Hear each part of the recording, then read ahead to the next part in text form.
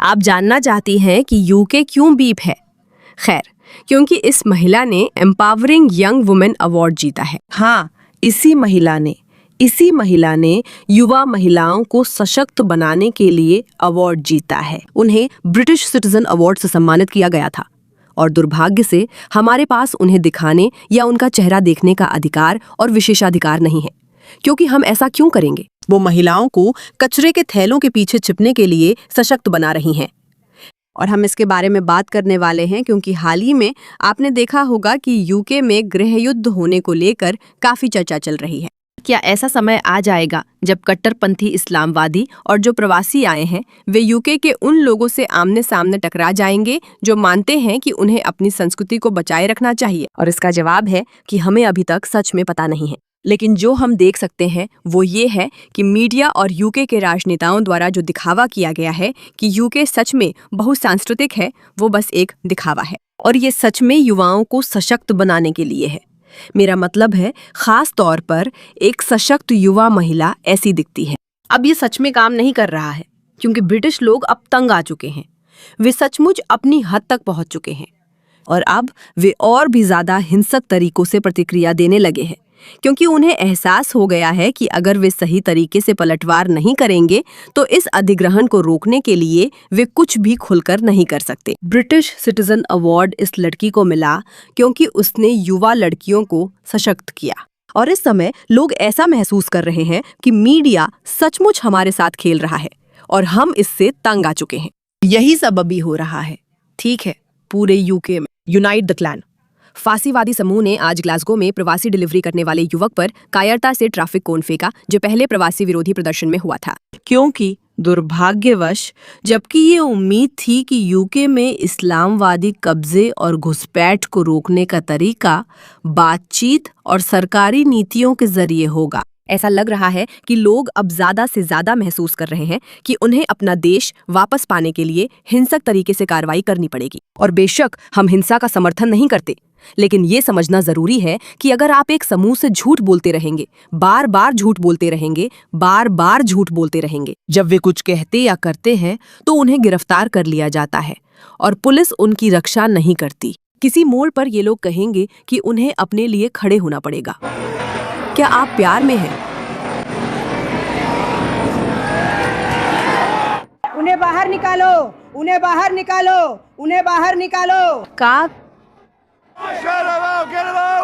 वे चिल्लाते हैं, बाहर निकालो, और एक प्रवासी पर कोन फेंकते हैं जो भागने लगता है। मुझे कहना होगा, इससे हम में से कई लोग असहज होते हैं क्योंकि ये भयानक, नस्लवादी और डरावना है और आप तभी भी वो व्यक्ति नहीं बनना चाहेंगे जिसे बहुत गुस्से में लोगों का एक समूह दौड़ा रहा हो। लेकिन इसमें विडंबना ये है कि वही लोग जो ये दावा करते रहे हैं कि हमें नस्लवादी नहीं होना चाहिए, कि हमें बस एक प्यार भरा समुदाय बनाना चाहिए, वही लोग दूसरों को इस हद तक धकेल देते हैं कि उन्हें लगता है कि यही आगे बढ़ने का एकमात्र रास्ता है। ग्लासगो में हजारों लोग विरोध कर रहे हैं और मांग कर रहे हैं कि स्कॉटलैंड में बड़े पैमाने पर प्रवास रोका जाए। अपना फलस्तीन घर से बाहर रखो।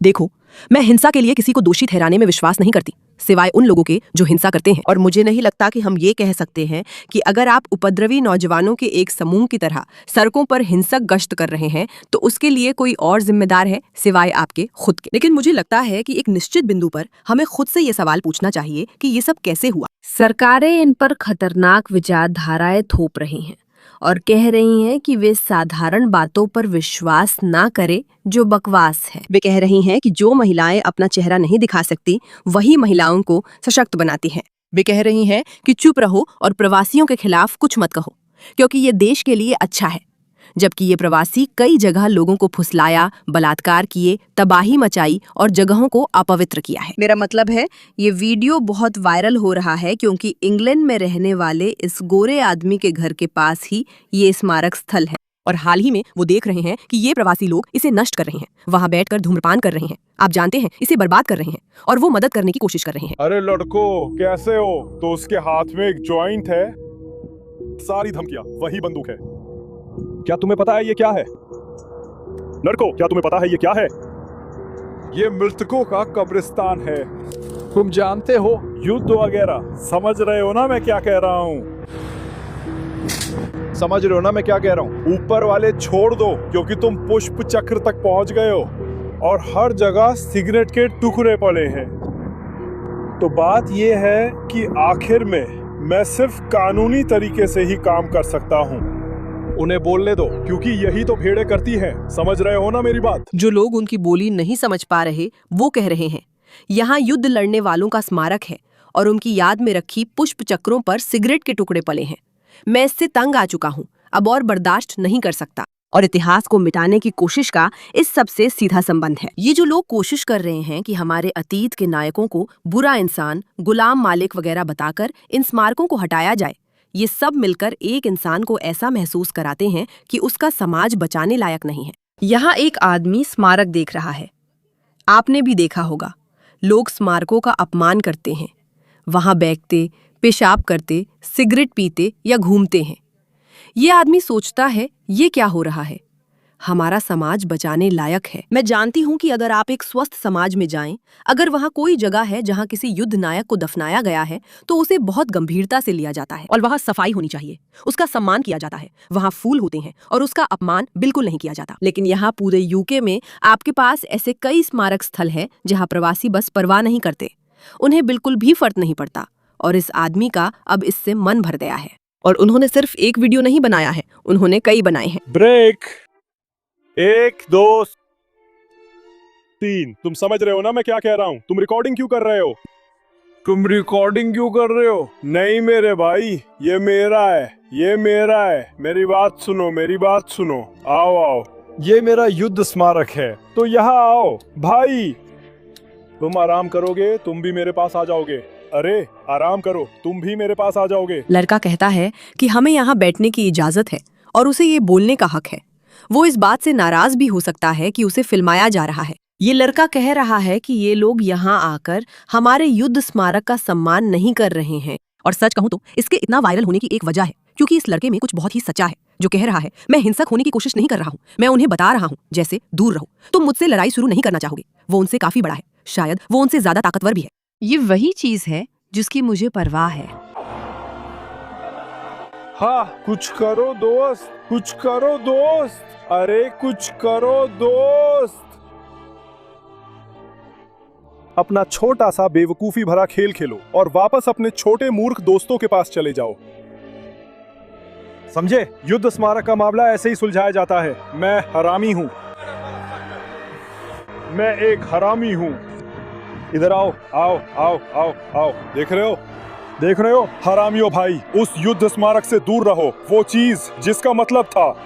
लेकिन छोटी लड़कियां जिनके छोटे लिंग हैं, हम उन दोनों के साथ करते हैं। बकवास है यार, बकवास है। मैं सभी से अपनी भाषा के लिए माफी मांगती हूँ।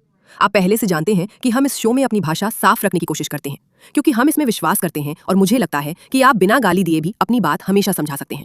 लेकिन यही इसकी खूबसूरती है और यही वजह है कि ये वीडियो इतना वायरल हो गया है। ये आदमी बस अपने युद्ध स्मारक की रक्षा करने की कोशिश कर रहा है और यही वो चीज है जिसे हम पूरी तरह से भूल चुके हैं। लेकिन फिर भी साथ ही हम यहाँ इस बारे में बात करने के लिए हैं कि क्या ये एक गृहयुद्ध बनने जा रहा है। हम बार बार ये नए वीडियो देख रहे हैं जिनमें सब कुछ वाकई बहुत बहुत डरावना लग रहा है। ये लोग जो अपने देश की रक्षा करने के लिए हिंसक होने को तैयार है, हालात और भी बदतर होते जा रहे हैं। गृह युद्ध पर चर्चा इसलिए हो रही है क्योंकि लोग खुलकर कह रहे हैं कि अब हम तंग आ गए हैं और अपने देश की रक्षा करेंगे। और ये हालात इसलिए बने हैं क्योंकि उन्हें मजबूर किया गया है कि वे इस मुकाम तक पहुंचे। फिर भी अगर वे हिंसा करते हैं तो उसकी जिम्मेदारी उन्हीं की है। दुनिया में इसके लिए कोई बहाना नहीं है, हिंसा के लिए कभी कोई बहाना नहीं होता। हालांकि साथ ही ये समझना भी जरूरी है कि सालों तक इन लोगों ने कुछ नहीं कहा। उन्होंने कुछ नहीं किया क्योंकि उन्हें सरकार पर भरोसा था, उन्हें एनएचएस पर भरोसा था, उन्हें सामाजिक सेवाओं पर भरोसा था, उन्हें पुलिस पर भरोसा था कि वे उनकी मदद करेंगे। लेकिन अब जब ये वोक चीज चल रही है और शहरों को बर्बाद करने वाले इन लोगों को और ज्यादा लाने का दबाव डाला जा रहा है, तो ये लोग अब आक्रामक हो रहे हैं।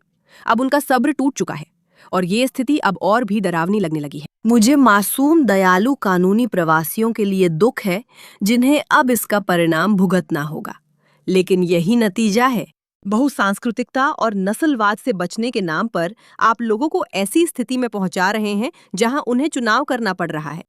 अगर ये सब सामान्य तरीके से किया जाता, अगर प्रवासियों को केवल कानूनी रूप से आने दिया जाता, केवल उन्हीं को जो सच में समाज में घुलना मिलना चाहते हैं, तो आप सच में कुछ अच्छा और स्वस्थ बना सकते थे। लेकिन चूंकि ऐसा नहीं हो रहा है, चूंकि इन प्रवासियों को चुना गया है, खासकर अवैध लोगों को, खासकर हिंसक लोगों को, देश के असली नागरिकों की तुलना में उनकी सुरक्षा की जा रही है, तो देश के नागरिक एक समय के बाद खड़े होंगे।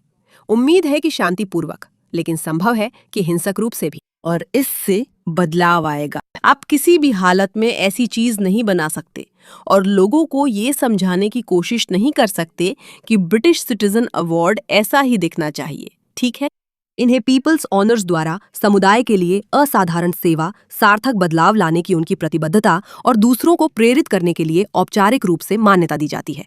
इसमें सब कुछ गलत है और पूरे यूके के लोग इसे महसूस कर सकते हैं और हम आज इसी स्थिति में हैं। आखिरकार हालात वैसी शक्ल ले सकते हैं जैसी आप पोलैंड में देख रहे हैं। सही है ना? ये लोग सामने आकर जो कह रहे हैं सुनिए।